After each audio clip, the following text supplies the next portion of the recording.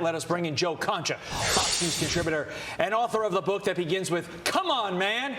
The rest of the title's along. Joe, would Dems do better in the midterms? I don't know if, say, Joe Biden said, I'm dragging down the party. I'm out. I'm just going to spend the rest of my presidency beginning today, hanging out in Delaware.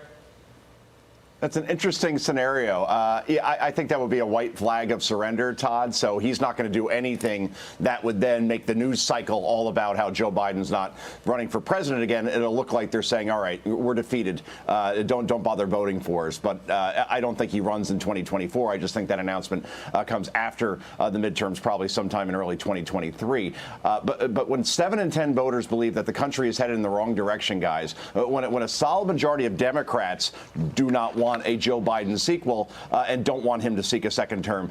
The last thing that candidates like Tim Ryan want in swing states like Ohio is to create an easy campaign ad, right? And appear with the president that is responsible for 40-year high inflation, soaring gas prices like you guys have been talking about, and a wide open border, Ashley.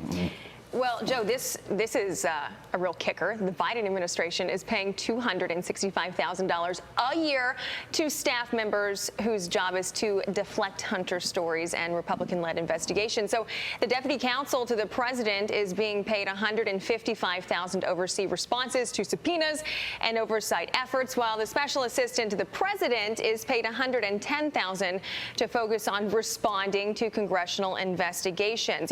It's also important to note that one of these people actually worked on VP Harris's presidential campaign, and you know how that turned out. With everything that happened last week, with all of this imminent, chance of Hunter Biden being potentially charged, they might have their hands full. Wow. The person who worked on Kamala Harris's 2020 campaign. It's funny they call it the 2020 campaign of Kamala Harris when she didn't even get to 2020. She dropped out in December of 2019. And this was somebody who was seen as one of the favorites going in. But if you're saying that, wow, an administration that once created the Disinformation Governance Board is now paying people to try to squash a story that isn't remotely going away.